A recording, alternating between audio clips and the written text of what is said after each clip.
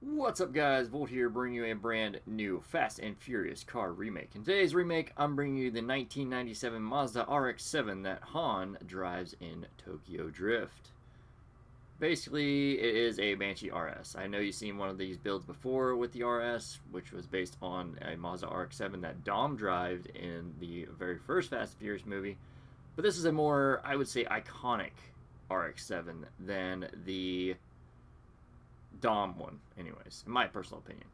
People like this one a lot more and know what this one is a lot closer than the other RX-7. So we're going to get into the build.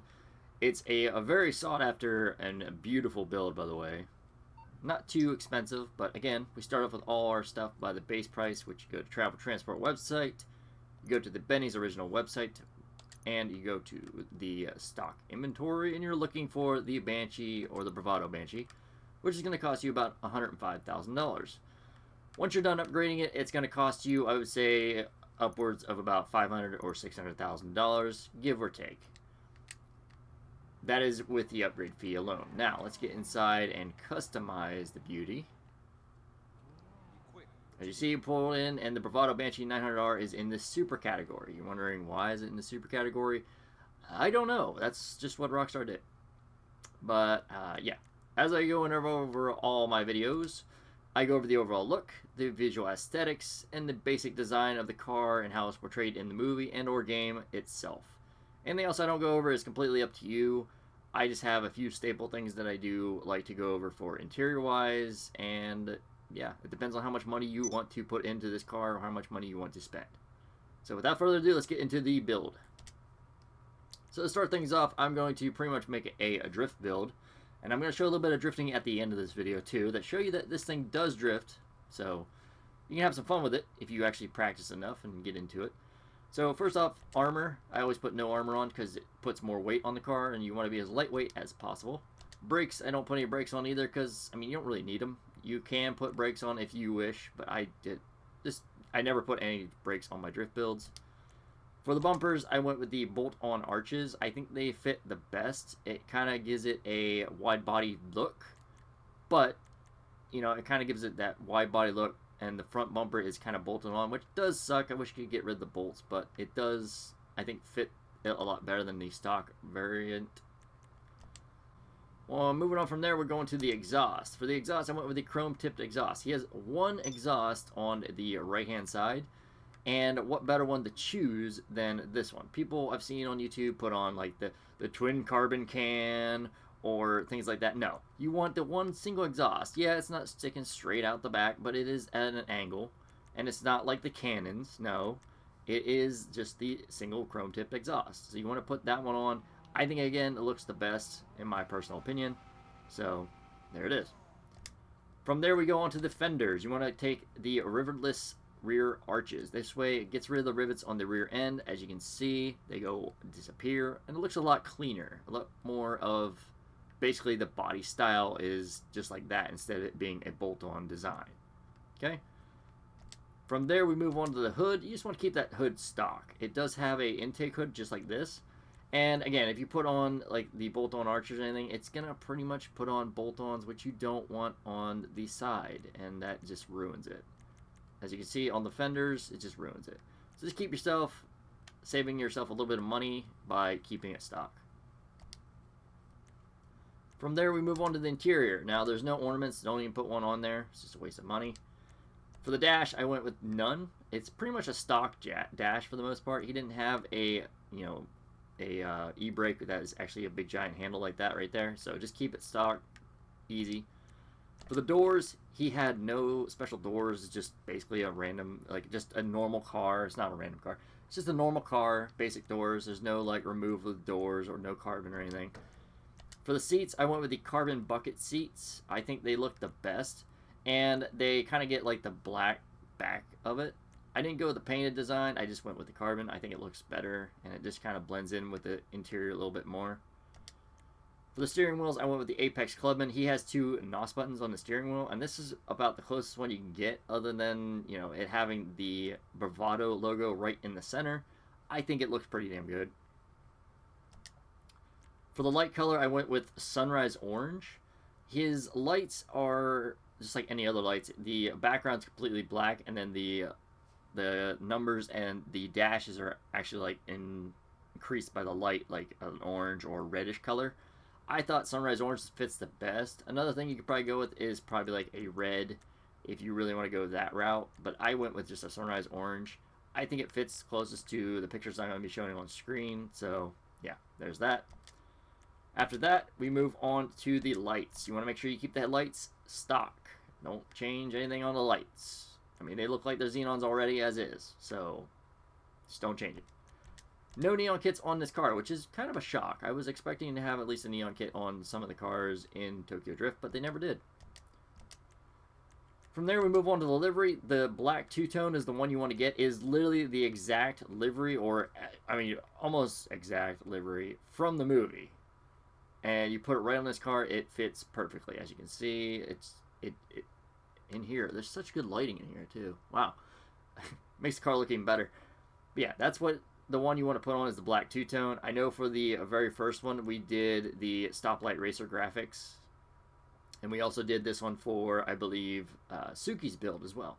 But, yeah, the one you want to go for Han's RX-7 is the black two-tone.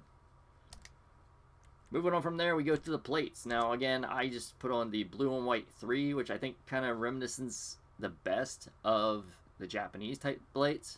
And I just went with my basic custom drift plate. I didn't put any other plates on it, and I don't have the custom plate. I will put it on screen if you want to try to make it. It's weird because the numbers, you can't really put a space in between the numbers. I guess you could put the number plate on it, but again, I'll put it on screen and show you what it looks like. If you want to make it, you can. I just didn't feel like it, so.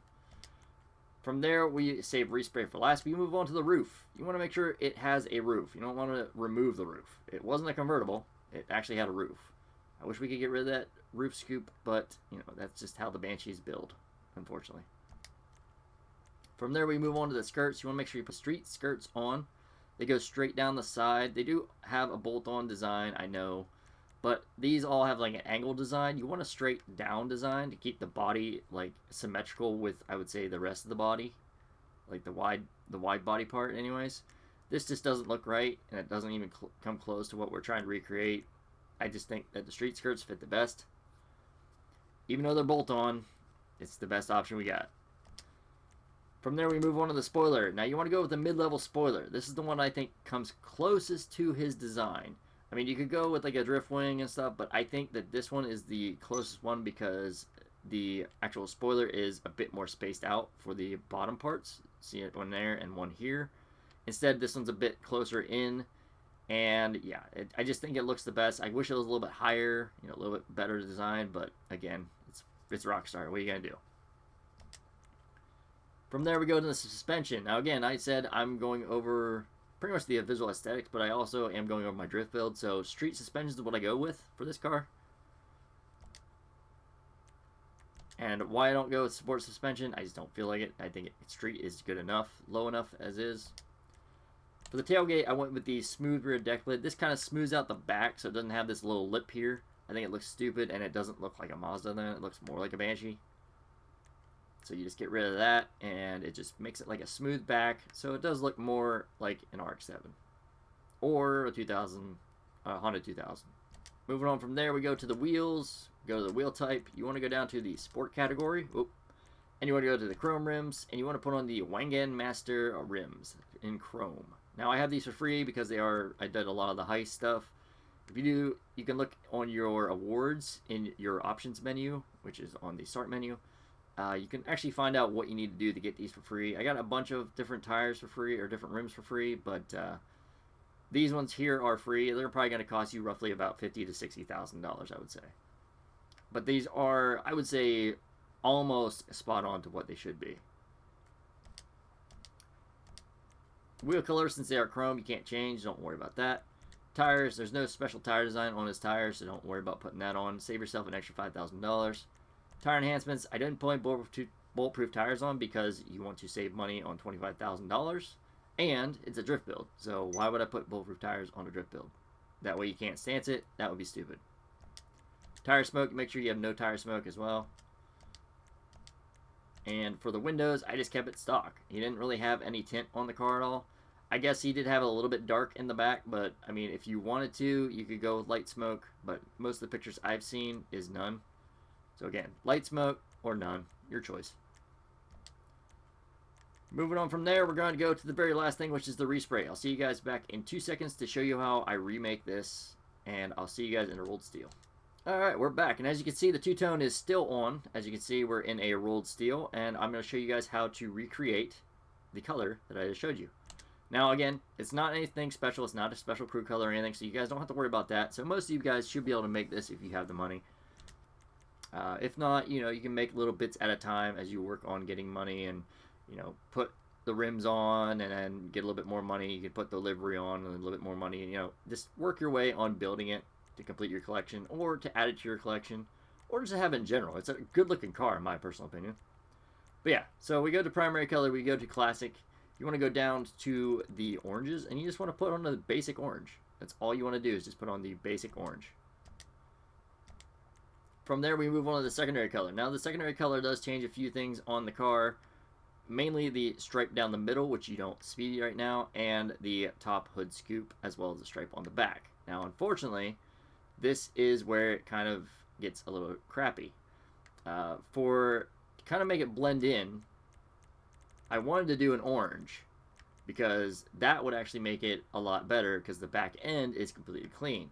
But as you see, the roof scoop changes color, which it just doesn't look right. And I asked a lot of people and they say the same thing. It doesn't look right. So what I found out is if you go up here to the black, you're going to have this stripe that you're going to kind of be able to see straight down the back and, you know, on the hood. It doesn't really match the color of the actual livery. So in order to match the color of the livery, you need to go down to the anthracite black. It makes the stripe go away. It matches the roof to the roof scoop for the most part, and it also puts this black stripe down the back. Now, unfortunately, the black stripe you can't get rid of. But again, I think it matches and looks a lot better and a lot cleaner, and this is what I actually went with. This is how I recreated the car anyways, on my personal opinion.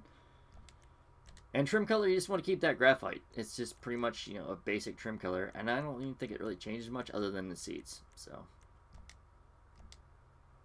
And that is it. That is how you recreate the 1997 Mazda RX-7 in Tokyo Drift that Han drives and loses and spoilers and yeah. It's a great looking car. I think it looks great. It does drift great and it does drive great. I've actually won a couple races with this car before. Legitly. And let's go outside. Hopefully I don't get blown up. And we'll go to do some drifting. Right outside.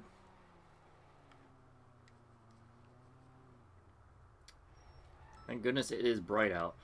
Alright, I'm no longer in passive mode, so you guys don't need to worry about that. I'm going to try to do a little bit of drifting. I'm going to actually turn my map and stuff back on so I can actually see if anybody's going to come kill me. Because it does get a little annoying.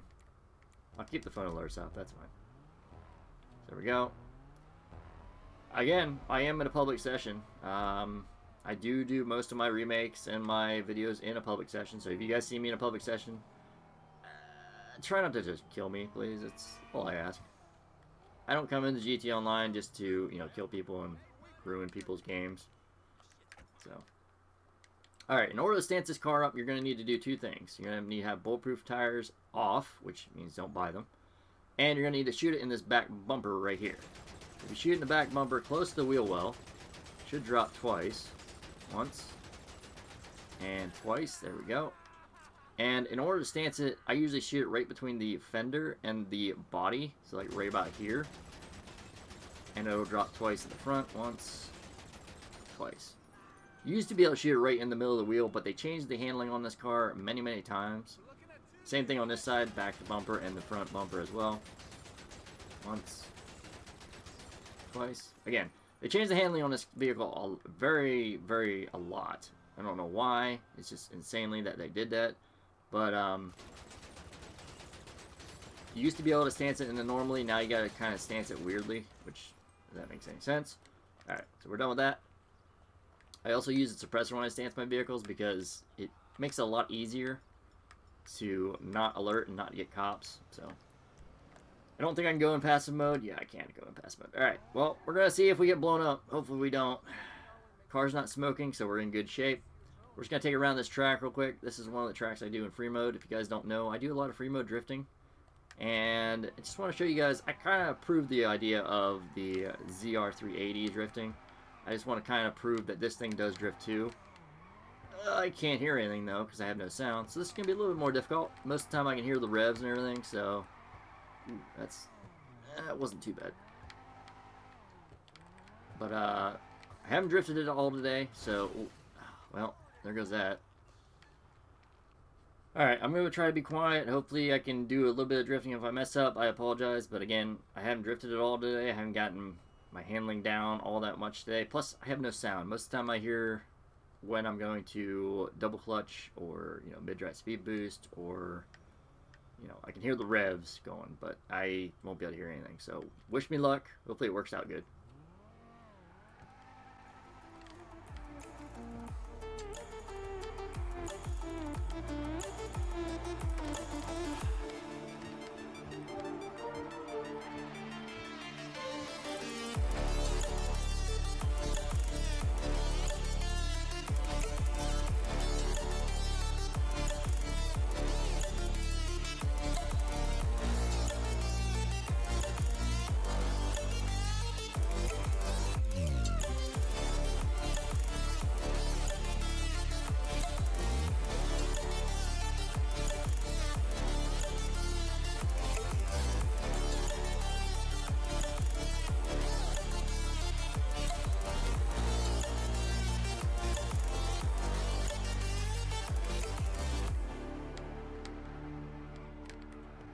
Ooh, that was actually pretty clean. But yeah, as you can see, it drifts, and it drifts beautifully. Now, again, I would suggest, honestly, to remove the wing if you're going to turn this, or remake another one or something. The Banshee drifts a lot better without a spoiler on it, and that just, you know, goes to show it.